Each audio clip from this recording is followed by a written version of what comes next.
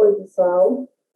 Meu nome é Thais Reis, sou engenheira civil, faço pós-graduação em gestão ambiental. Então, falar um pouco aí sobre o tema que a gente vai abordar hoje é uma coisa que eu gosto muito e busco cada dia mais entender, no sentido técnico, né, no sentido de trazer questões ambientais para o nosso dia a dia da obra, para o dia a dia técnico, né, de uma forma bem ampla. E também, além de fazer a educação ambiental e acreditar em causas sustentáveis e tudo mais, também faço especialização em docência para seguir aí frutos acadêmicos futuramente. Hoje, eu vou trazer para essa palestra um assunto que, para mim, é extremamente comum. Eu tento trazer isso para as minhas obras, eu tento trazer esse pensamento para os projetos que eu faço no meu trabalho. Tem que deixar disseminado um pouco no network que a gente faz durante a carreira, né? Os profissionais que a gente conhece, as pessoas que a gente vai estudando. Tem que sempre plantar uma sementinha aí da questão da obra limpa, da questão do resíduo da construção civil, né? Do quanto, como profissionais de um dos setores que, infelizmente, mais poluem o meio ambiente, a gente tem que estar ciente do que está fazendo, do que está projetando, do que está construindo, do que está entregando. Então, é um tema que eu gosto bastante e eu vou tentar passar para vocês o que eu acredito enquanto pessoa, enquanto profissional, claro, as minhas experiências dentro de obra, dentro de projeto, colocando sempre esse toque de sustentabilidade de meio ambiente. Então, o nosso tema é bem abrangente, mas ele vai ficando funilado ao decorrer da palestra, os desafios e conceitos de uma obra limpa, né? Engenharia civil sustentável. Fala-se muito hoje, muito mais do que quando eu comecei a graduação há alguns anos. Fala-se muito mais hoje sobre sustentabilidade de uma forma muito mais aceita, de uma forma muito mais ampla, de uma forma muito mais normal do que quando eu iniciei a faculdade em 2013, há 8 anos atrás. Então, quando a gente fala de sustentabilidade, quando a gente fala de questões ambientais, e quando a gente tenta puxar esse tema, apesar de pouco ainda, há já algum conhecimento nas pessoas, algo, ou então alguma alerta, né? Eu vou chamar de alerta, que as pessoas sabem mais ou menos o que está acontecendo, apesar de não saber da gravidade, apesar de não ter um conhecimento específico, as pessoas já conseguem enxergar que a gente vive um momento um pouco complicado quando a gente fala sobre meio ambiente. Então, vamos lá. Desafios e conceitos de uma obra limpa. Eu coloquei algumas coisas aqui para vocês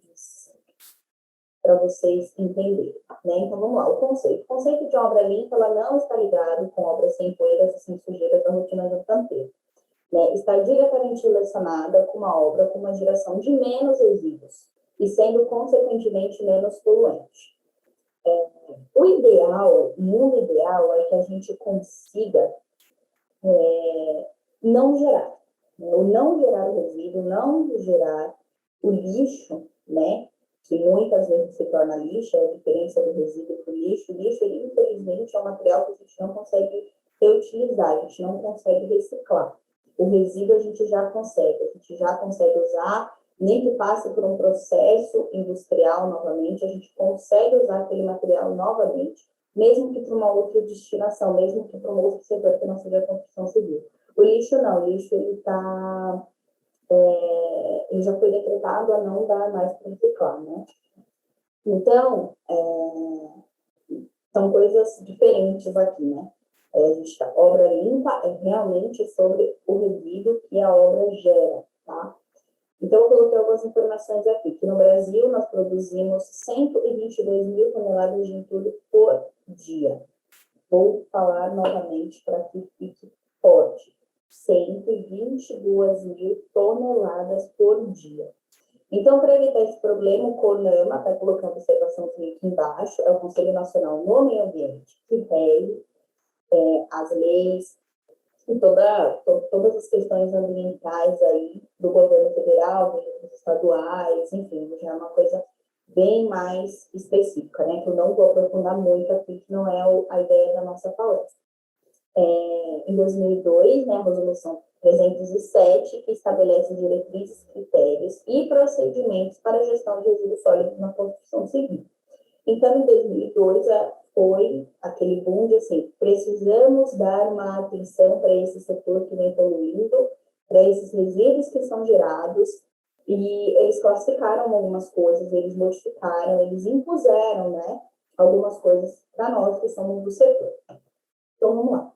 A 307 estabelece diretrizes, critérios e procedimentos para a gestão dos resíduos da construção civil. Essa resolução virou um guia para gerir os resíduos gerados na construção civil, reconhecido como os RCCs, que foi separado em 4 campos. RCCs, coloquei aqui embaixo, né, a sigla do resíduo de construção civil, é muito comum falar sobre RCC, nós, enquanto estudantes, enquanto profissionais, né, o RCCI, a classe A, a classe B e tal, é uma coisa que já é bem comum para quem para quem está acompanhando a live, para quem está acompanhando a palestra e não é do meio ambiental, o RCC é aquela sigla que a gente usa bastante, então eu acho importante colocar aqui para a gente ficar ciente, né, que o RCC se falou RCC é resíduo de construção civil, a gente já sabe que são coisas voltadas para entulho e para tudo que é gerado dentro de uma obra. As 4 classes referem-se à primeira parte do processo, e é só possível entender sobre obra limpa e como utilizá-la dentro da sua reforma se você entender como funciona o processo de recolhimento, destinação e reciclagem dentro do que geramos todos os dias. Segundo a resolução, as classes de entulho e resíduo são definidas da seguinte forma. Eu vou colocar aqui, né, as próximas imagens, definindo o que é cada objeto, o que é cada classificação, né, o que está dentro de cada classificação. E aí agora entra a parte técnica, como que nós, enquanto profissionais, engenheiros, gerenciadores de obras, empreiteiros, projetistas, designers, enfim, como a gente consegue, com o nosso conhecimento específico, unir, né, esses conceitos de obra limpa, colocar em prática dentro das nossas reformas, sendo ela de grande, pequeno ou baixo escalão, ou estando aí no dia a dia das nossas atividades. Então, a resolução diz para a gente que a classe A são os resíduos que podem ser reciclados e reutilizados. Né? Então, ele é um resíduo, né? Concreto, argamassa, cerâmico, solos, tijolos, as telhas. E aí eu exemplifiquei aqui para vocês algum desses materiais para vocês conseguirem ligar, né? A imagem com o nome. Esses materiais são os entulhos que, se separados adequadamente, têm um valor comercial, porque pode ser reciclado, revendido e utilizado novamente na construção civil. Não vou abordar muito esse tema, né, mas vou citar aqui. Há muita pesquisa hoje, o mercado está aí, como eu falei para vocês, hoje, muito mais falado do que há 10 anos atrás, há 20 anos atrás, sobre a preocupação ambiental e quanto os setores do mercado poluem o meio ambiente. Então, já tem muita empresa, já tem muito estudo fazendo, até comercializando questão de concreto reciclável, blocos recicláveis, materiais para construção civil, vindo aí de outros materiais que já foram usados em outros setores, e aí a partir de industrialização, passando dentro dos procedimentos, estando em norma para ser usado na construção civil, blocos, tipos de argamassa, cerâmica. Então, às vezes, o material que a gente pode usar na construção civil hoje, ele já vem reciclado de um outro setor, né? Temos aí o exemplo de alguns estudos já de bloco de EPS, né? Tem muito bloco de EPS, argamassa com EPS, tem as pedrinhas, né? Que faz aquele concreto leve. Enfim, a gente já tem blocos de PET, né? Garrafa PET, eles conseguem trazer uma qualidade, durabilidade para a obra, né, para que a gente possa usar esses blocos de garrafa PET. Enfim, a gente tem aí vários exemplos que eu não vou me aprofundar muito, até porque não é a ideia aqui do assunto, e porque também eu não me preparei para falar muito sobre esse mercado. Mas é um mercado que já existe, é um mercado que já está gerando emprego, que já está tendo uma injeção grande nas obras e que muitos profissionais já buscam saídas para usar materiais recicláveis vindo de outros setores dentro das nossas obras, dentro do setor da construção civil. Então, ó, o destino desses materiais, né, eles podem ser aproveitados na própria obra ou encaminhados para usinas de reciclagem. Então, o que nós, enquanto profissionais, precisamos saber?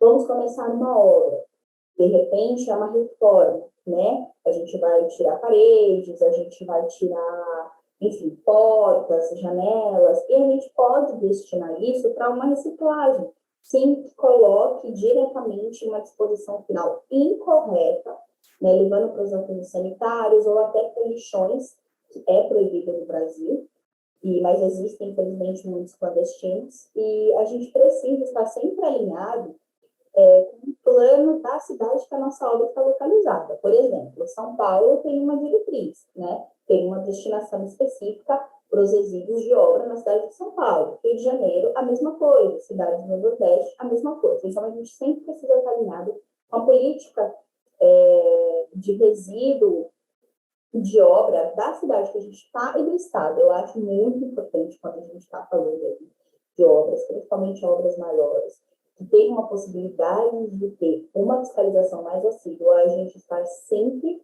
ligado com as resoluções estaduais e municipais, não somente as municipais, sempre em cima das federais, né? Porque uma lei, ela sempre vai tendo mais poder do que a outra quando a gente está falando das esferas dos três poderes. Então, verifica, né, o que vai ser tirado da obra, o quanto de entorno vai ser gerado, se preocupa que a empresa que você está contratando a caçamba, onde que essa caçamba destina esses materiais. Né? Isso é uma coisa que nós, enquanto profissionais, precisamos ter encarnados em nós, né? Enquanto cidadãos também, não só quanto engenheiros, ou técnicos, ou gerenciadores.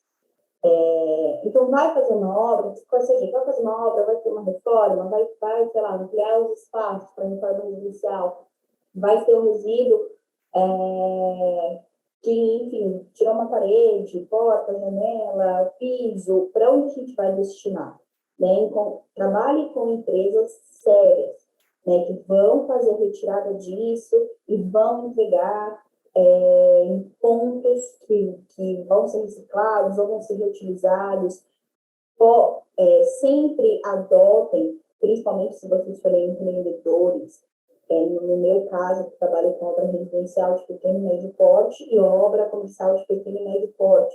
Também tentar incluir nos projetos de vocês, se mais para frente eu vou citar isso de uma maneira mais detalhada, a reutilização de materiais, a reutilização de janelas, de portas, porque a gente tem um mercado que às vezes ele está até parado, que são vidros reutilizados, portas, a gente tirou de uma obra, a obra não, a gente vai fazer reforma na casa de uma pessoa e ela não quer mais aquelas esquadrias, então a gente passa, né, dá para uma cupom, para uma disposição final correta, e ele pode ser revendido, então a gente também pode passar para os nossos clientes, olha, a gente pode ver esse tipo de janela que a gente colocou, ao invés de nós comprarmos novas, a gente pode ver se não tem empresas aí. Por quê? Porque é uma questão de realmente preocupação geral, é universal, não é uma preocupação pontual da engenharia ou da gestão ambiental ou da engenharia ambiental, é uma preocupação que vai de nós enquanto cidadãos.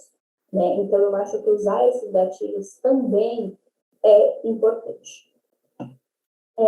B, né, resíduos que podem ser reciclados e utilizados em outros setores, mas que não são materiais específicos da construção civil, né? São os papelões, são os metais, os plásticos, vidros, né? O outro a gente estava falando sobre concreto, piso, cerâmica, azulejo. Aqui a gente já está trazendo para uma outra esfera, né? Que são os metais, os papéis, o papelão, que vem tudo às vezes até embalado, a gente pede os revestimentos, eles vêm muito embalados, muito protegidos, então ali gera o resíduo, tem bastante plástico, tem bastante papelão. Então, onde a gente vai colocar, em que lugar, né, que disposição final nós, enquanto responsáveis pela obra, estamos mandando esse material, tá? Aí diz embaixo, né? O gesso, né? Que o gesso ele tem uma atenção especial, porque o gesso ele também entra na questão dos que ele pode ser um material inflamável, né? Então, a especificidade do gesso está diretamente ligada com onde ele foi utilizado, né? Esse gesso ele foi utilizado onde que ele foi produzido, diferentemente de quando a gente vai fazer uma sampa, por exemplo, que ele já vem pronto e só é a instalação. Então, o gesso ele é um material que ele precisa ter um cuidado especial enquanto ele está na obra, porque ele também pode contaminar outros materiais, né? Eu vou dar eu não sei se vocês sabem, mas é uma curiosidade aqui, pode até um pouco do tema, uma explicação bem básica. Quando a gente compra uma pizza, por exemplo, tem a pizza, né, que tem o papelão redondo na parte de baixo, onde vem a pizza, a caixa e a tampa. Até quando a gente está fazendo, a gente está fazendo em casa, né, a separação dos nossos resíduos para uma coleta seletiva, que é o ideal, eu acredito que todo mundo que está assistindo essa palestra já faz isso. Quando a gente vai separar a tampa da pizza da caixa, né, do recipiente que veio a massa da pizza, eles vão para destinos diferentes. Porque quando o papel, e isso eu estou dando exemplo da pizza para ficar muito mais claro, mas quando o papelão, ele é engordurado, ele é sujo por alguma substância, ele passa a ser um papel contaminado, porque ele precisa passar por um processo de descontaminação para depois ele poder ser reciclado junto com o papel que não tem gordura, por exemplo. Então, o papel da pizza, a caixa da pizza é um papel, é um material reciclado contaminado, que ele está engordurado, ele está sujo, e a tampa da pizza, de regra, não fica. Então, é o exemplo mais claro para vocês entenderem quando um material ele é reciclado, mas ele está contaminado no sentido de ter que passar por mais processos até que seja direcionado para uma reciclagem específica junto com outros materiais na mesma linhagem dele, só que não contaminados. Né? Isso vale para guardanapos, isso vale para papelão, enfim, é um exemplo, e é exatamente o que acontece com o gesso, né? Então, o gesso, ele precisa ter uma atenção especial na obra. Aí, na verdade, não na obra, né? Desculpa, na separação, na coleta dos lixos, dos resíduos, quando vocês vão destinar isso aí. Classe C, resíduos que não são economicamente viáveis ou sem tecnologias desenvolvidas para sua reciclagem ou recuperação. A resolução 307 do CONAMA não traz exemplos de resíduos desse tipo e podemos considerá-los como rejeitos. Eu coloquei aqui uma explicação de rejeitos bem clara para que vocês entendam o que é o rejeito, né? É basicamente o que é o lixo quando eu iniciei a palestra, quando eu iniciei o assunto. O rejeito é um tipo específico de resíduo e todas as possibilidades de reaproveitamento e reciclagem foram esgotadas. Portanto, a única destinação é encaminhá-lo para uma disposição final correta. Pessoal, quando a gente fala sobre destinação final correta, é a gente entender que aquele resíduo que a gente coloca na porta da nossa casa vai para algum lugar, né? É entender que quando a gente chama uma caçamba para pegar o material na nossa obra, ela vai para algum lugar. O problema não acabou ali. Muito pelo contrário, ter colocado na caçamba e ter colocado na porta da nossa casa foi o primeiro passo para que ela vá para algum lugar. E isso que a gente chama de destinação final. A gente precisa entender que o meio ambiente é tudo, né? Que não é só o espaço, não é... Então, assim, colocou na caçamba, está indo para onde? Precisa de uma disposição final correta. Não dá. RCC não dá para ir para aterro sanitário comum. Não dá. Tem que ter uma destinação correta. Não dá para ir para lixão, que tem vários clandestinos por aí. Não é. Então, a gente precisa entender o que realmente é um rejeito, que é esse tipo de resíduo que não dá mais para reciclar, não dá para ser reutilizado, de um material que ele pode ser reutilizado e que ele não necessariamente precisa ir direto para uma disposição final, se ele possa ser usado novamente, tá? Então, as caçambas são exemplos de como é feita a destinação dos resíduos de uma reforma em 98% do Brasil. Considerado classe C, todo o entulho dessa caçamba terá destino o aterro sanitário ou os já previstos por leis lixões, não sendo reaproveitado nem comercializado e ainda com grande potencial de possuir lençóis freáticos. Quando a gente fala assim, não mandar diretamente para o aterro sanitário, não é porque a disposição correta se não seja lá. É porque se é um material que pode ser reutilizado e reciclado, por que não ter essa prevenção? E por que não orientar a nossa equipe, ou melhor, ter uma equipe na obra, mesmo que se for uma obra de pequeno porte, ter uma pessoa, ou se for uma obra de grande porte, ter um departamento, ter uma equipe direcionada a isso, para estudar os resíduos, para entender sobre os resíduos e direcionar de uma maneira correta. Até porque a gente volta para o anteriormente. A gente sempre tem que estar direcionado com as legislações da cidade, e do estado que a gente está fazendo a nossa obra, principalmente se forem grandes obras e tem ali uma fiscalização, pode ter fiscalização de maneira mais assídua, né? Então, vale ressaltar aí. Então, o resíduo de classe C é mais ou menos isso. É um resíduo que é rejeito, que não tem mais o que ser feito. Então, esse sim é o resíduo que a gente tem que separar para levar para a destinação final, para levar para os aterros, né? E sem dor na consciência, sabe? Entender que aquele material realmente não tem que ser feito, aquele material às vezes já veio de uma outra utilização, já passou por um processo para ser utilizado na construção civil, foi utilizado e que agora não tem como mais ser usado. E aí é tranquilo, né? Porque a vida útil dele já acabou. Então, tudo bem. E tentar não misturá-lo com outros materiais que ainda têm uma vida útil prolongada, que vai poder ser usado em outras situações ou em outras obras e até mesmo em outros setores, tá?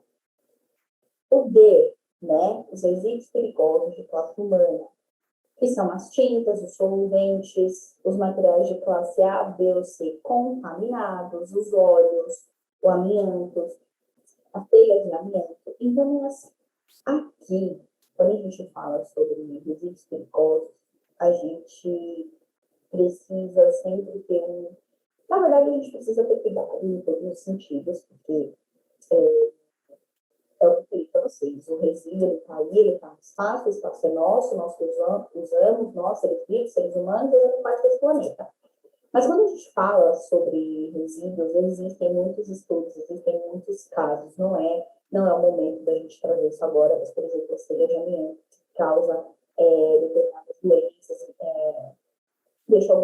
deixou já algumas pessoas potentes em vários casos no Nordeste do nosso país, e falam sobre o que as telhas de amianto causaram já em muitos profissionais da área, que trabalharam em determinado tempo com esse tipo de material. Tintas, às vezes as pessoas trabalham sem proteção, caem no rosto, deixa os profissionais da obra cegos, caem, entram em uma outra situação de segurança do trabalho, que se fica um tema vai no outro, né? Vamos tentar ter foco aqui. Então, esses materiais, via de regra, eu sempre dou um cuidado a mais, porque eles são materiais que podem trazer um dano muito grave, um dano de vida, né? Dano muitas vezes irreparável para a equipe que está trabalhando, né, no canteiro, para os próprios profissionais. Às vezes, nem o pessoal lá do escritório, né? São realmente a galera que está ali, que está colocando a mão na massa, que está trabalhando diretamente com esses materiais, com o manuseio desses materiais. Então, de se pensar que precisa, sim, ter um cuidado um pouco mais específico para que não custe uma vida humana ou custe algum dano sério dentro do funcionamento do corpo de qualquer um dos profissionais que estejam trabalhando ali na nossa obra, que indiretamente, é sim a responsabilidade, de nossa responsabilidade, engenheiros responsáveis pelas obras, né? Isso é uma coisa que eu falo sempre. Eu falo que quando o engenheiro ele pega a responsabilidade de cuidar de da obra, ele está também automaticamente sendo responsável por cuidar das pessoas que estão trabalhando ali, né? Um cuidado muito de grosso modo, assim, muito superficial, sim, mas é um cuidado. E isso, para mim, cuidar desses materiais, tem um lugar específico para que eles sejam destinados, ter um manuseio específico quando chega do fornecedor, é sim importante. Então, aqui eu coloquei um resumão aqui, né, que a 307 definiu que emprego gerado numa construção ou reforma deve ser separado corretamente para que possa ser destinado à reciclagem e comercialização. Em 2010, criou-se a Lei 12.305, denominada Política Nacional dos Resíduos Sólidos. Eu sou fã dessa lei. Essa lei criou a obrigatoriedade de todos os municípios brasileiros desenvolverem os seus centros de recolhimento de resíduos. Então, onde eu volto ao que eu já falei duas vezes aqui. Planejando a sua obra, né? Fazendo aí ainda pré-projeto, rabiscando ideias da obra, estudando o lugar em que vocês vão reformar ou até mesmo construir, dá uma olhada nas especificações de cada cidade, porque é de extrema importância a gente saber e estar respaldado, né, legalmente com o que a gente está mexendo. Hoje, aqui no Brasil, existe, apesar de, né, estarmos vivendo aí um caos no Ministério do Meio Ambiente no nosso país, que também não é um tema aqui, mas para quem estuda um pouco sobre questões ambientais, sobre questões de meio ambiente, sobre questões de leis ambientais, de regulamentação, de fiscalização, a gente sabe que tem um caos aí que aconteceu uma bagunça, mas dentro desse ministério, mas há ainda preocupações, né, legais quanto ao meio ambiente, quanto as empresas estão trabalhando para que respeitem as leis, né, para que sejam empresas com atividades feitas de maneira correta, seguindo o padrão, seguindo a lei, seguindo as possíveis fiscalizações. Então, a gente vive um momento que talvez não seja o melhor cenário sobre meio ambiente no nosso país, mas a gente precisa entender que a gente já andou muito e que a gente tem leis e políticas nacionais muito interessantes sobre resíduos sólidos, sobre desmatamento, sobre N coisas aí, que é um leque gigante que a gente tem quando o assunto é meio ambiente, quando o assunto é responsabilidade ambiental. Então, essa lei é muito bacana para quem está aqui vendo, inclusive, que se interessa por tema ambiental, porque eu acredito que é o público que está aqui, né? Leiam essa lei, dê um Google, tem muita coisa lá. Ela é bem tranquila, eu acho uma lei, eu tenho uma dificuldade, né, de interpretar leis, né? E é uma lei muito tranquila, ela faz com que a gente entenda o processo, né, de cada resíduo e faz com que a gente enxergue que não é um lixo, né, que o papel não é um lixo, que as coisas têm aí uma vida útil e que se a gente conseguir organizar o processo, a gente consegue ajudar bastante. Então, eu gosto muito dessa lei, porque é um meio para reforçar a importância. Agora, vamos lá. Tudo muito lindo, tudo muito maravilhoso, tem que separar, tem que reciclar. Ah, Thaís, mas na obra você sabe que não é assim, na obra você sabe que não é tão tranquilo. Não, não, não. Sei, né? Vivo obra, sei exatamente. A gente trabalha com prazo, a gente trabalha, infelizmente, com pepinos que acontecem todos os dias. Então, eu sei exatamente o que é a diferença da teoria e da prática. Então, eu coloquei aqui quais os desafios para uma obra limpa, né? E eu coloquei todo estudo e alinhamento para uma obra limpa com propósito Todo estudo e alinhamento para uma obra com propósito de ser mais limpo e sustentável inicia-se na proposta da construção, ou seja, no início ainda do anteprojeto, passando depois para o projeto executivo em si. Uma obra eficiente de gestão de obra alinhada com a gestão estratégica conseguirá manter o que foi planejado com a execução e manter a obra mais limpa e sustentável possível. Então, assim, eu disse lá em cima que quando a gente já tem um propósito, principalmente se você é empreendedor, via de regra, grandes empresas já têm aí setores, departamentos e profissionais que já trabalham, já têm a política interna da empresa quando vem uma obra aí para ser realizada, construída, enfim. E já tem aí os setores e muitas vezes até a rotina do que já fazer para alcançar aí esses números de uma obra mais limpa e às vezes ganhar até algumas certificações, né, LEED, Aqua, que enfim é um outro mundo que em um outro momento eu também falo aqui com vocês sobre isso, né, que já foge também um pouco aqui dos RCCs, que é o assunto de hoje. Então, eu falo aqui, o alinhamento de uma obra com o propósito de ser mais limpo e sustentável inicia-se na proposta de construção. Então, é aquilo que eu falei. As primeiras reuniões com o cliente, você tem que falar, ó, pequenos empreendedores, eu tenho uma política de trabalho, funciona dessa maneira, tenho alguns parceiros, vamos ter alguns custos, porque eu vou incluir uma destinação correta, final, para os resíduos que a gente vai gerar na sua obra, enfim, tudo isso tem que estar já na proposta, para que o cliente esteja ciente que você é uma pessoa, engenheiro, arquiteto, no caso, empresa, que se preocupa, que tem as preocupações ambientais e que, além disso, a sua obra precisa estar dentro da lei, precisa estar regularizada. Como eu disse no PowerPoint anterior,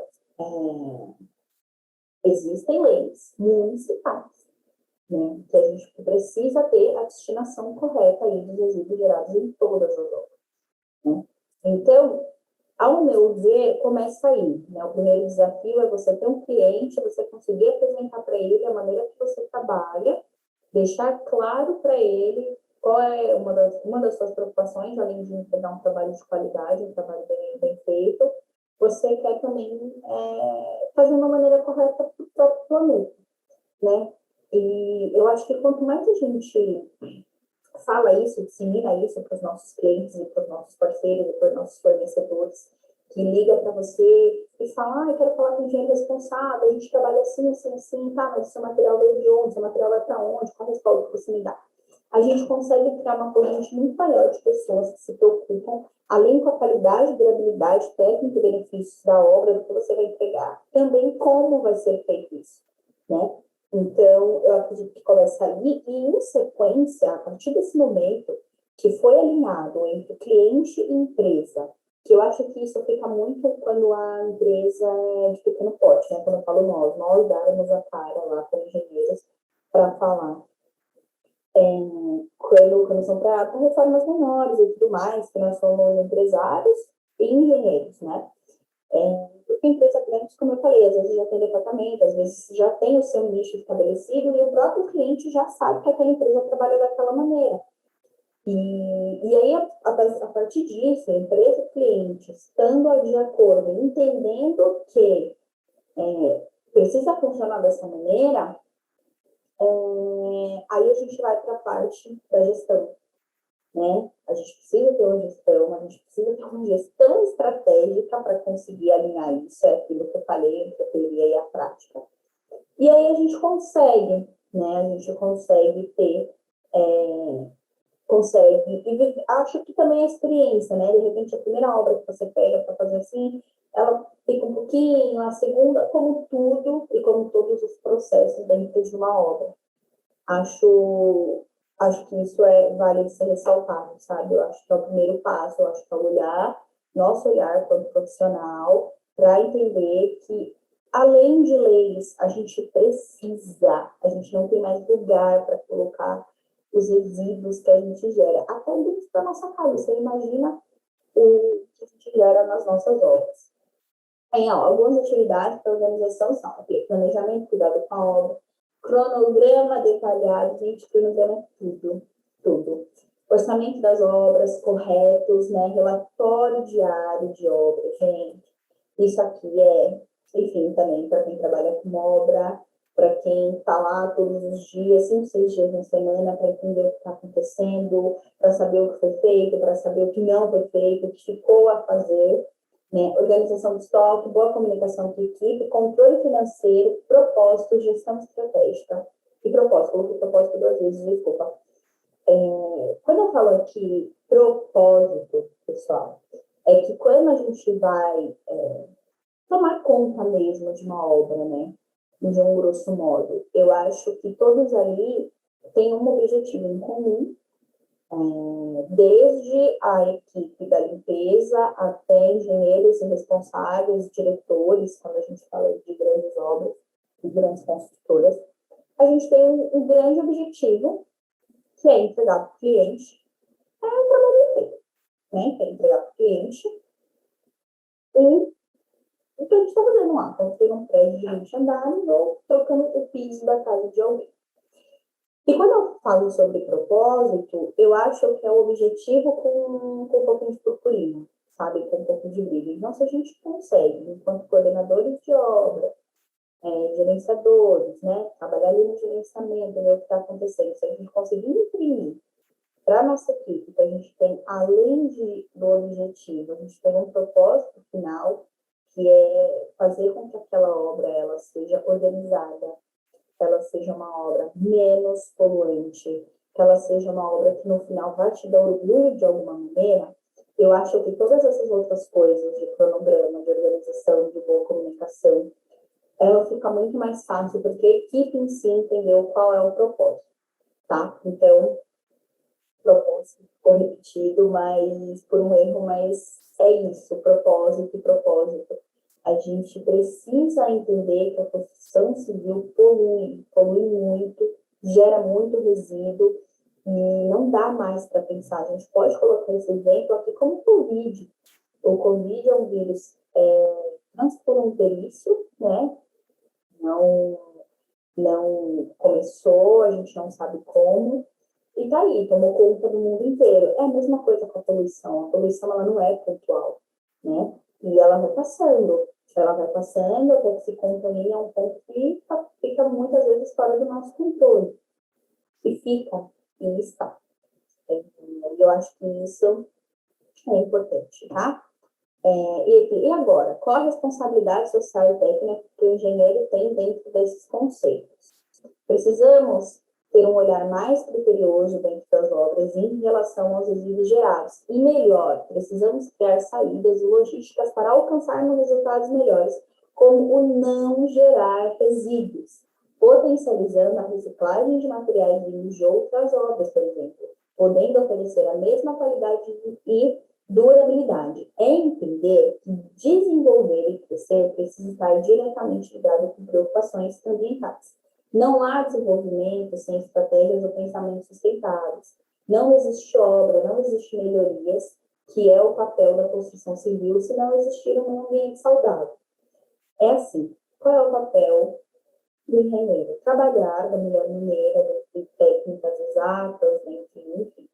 Tudo que a gente já sabe para desenvolver com qualidade, entregar para a população, entregar para a sociedade, grandes empreendimentos, trazer conforto, trazer, vindo da técnica, tudo o que a gente precisa para viver no sentido de conforto, no sentido de desenvolvimento, no sentido de sociedade, no sentido de urbanização, enfim. Como você acredita que desenvolver, como você acredita que é possível desenvolver sem pensar no meio ambiente, que é o lugar que você está vivendo? Né? O meio ambiente não é um lugar além, é aqui, agora, isso aqui. Né? É o ar que a gente está respirando, enfim. Então, pense aqui, pense enquanto profissional. E eu acho muito importante. Não é ser chato, não é virar ambientalista, chato, não.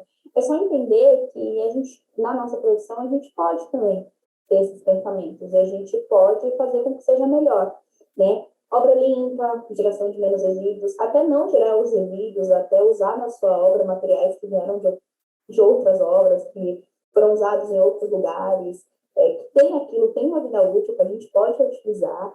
A moda está aí, cada dia que passa, fazendo, que é também o setor do têxtil, é muito, muito pesado, muito poluente. Eles estão aí, cada dia, injetando a reutilização, fazendo bazares, né? Muitos nomes famosíssimos, não só no Brasil, no mundo, para a vida útil daquele material que foi criado, ele seja mais duradouro. E por que não? Né? A gente tentar isso também. Não é uma questão de chatice, é uma questão de consciência, é uma questão de entender que a gente não sabe quanto tempo a gente vai ficar aqui nessa terra. E pensar também nas gerações, né, futuras, assim, pessoas que pensam em ter filhos, aí os filhos dos seus filhos, enfim, a gente realmente pensar, né, o que a gente está deixando para os próximos e não saber quanto tempo a gente vai usufruir, né, disso. E já que a gente está aqui, então vamos cuidar, tá bom? Foi um prazer ter falado com vocês. Meu nome é Rosê, eu sou engenheira. Me sigam no LinkedIn. Lá no LinkedIn eu busco, às vezes, entregar bastante coisa, mas não está lá. Thaís Reis mesmo, engenheira civil.